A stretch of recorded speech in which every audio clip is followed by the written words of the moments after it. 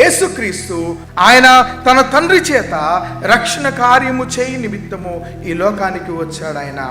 ఆయన వచ్చినటువంటి వ్యక్తిగా ఉండి ఏం చేశాడంటే మధ్యవర్తిత్వం వహించాడు. నీకు యెహోవా దేవునికి, నీకు యెహోవా దేవునికి. ప్రియమైనటువంటి దేవులారా, నీకు నాకు మధ్య ఉన్నటువంటి ప్రార్థన అనుభవాలను ఒక మధ్యవర్తిత్వము ద్వారా తన తండ్రికి తెలియచేసేటువంటి ఒక సేవకునిగా ఈరోజు మనం క్రీస్తు ప్రభు వారిని జ్ఞాపకం చేసుకునేటువంటి వారమై ఉన్నాము.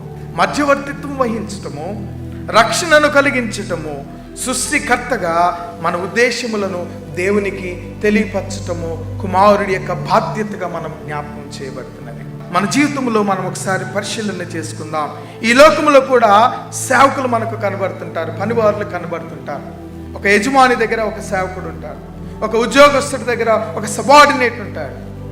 కనుక ఒక సేవకుడు ఒక వ్యక్తిగా ఉన్నప్పుడు ఒకవేళ ఆయన మనం పరిశీలన చేస్తే ఆ సేవక పరిచర్య ఎలా ఉంటుందంటే, తనకు అప్పగింపబడిన బాధ్యత 5 గంటలకు ముగించబడిన తర్వాత 5 తర్వాత నేను ఒక క్షణం నీ దగ్గర ఉన్నంటాడు ఆ సేవకుడు.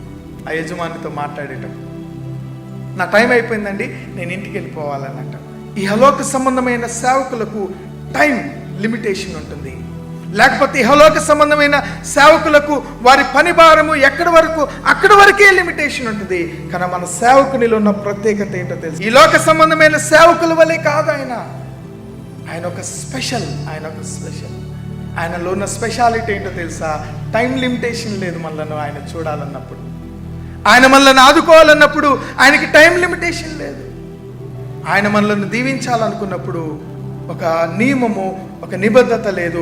ఎప్పుడైనా 24 గంటలు మనలను పరిశీలించి పరీక్షించి ఆశీర్వాదాలు ఇచ్చేటువంటి దేవుడు మన దేవుడు.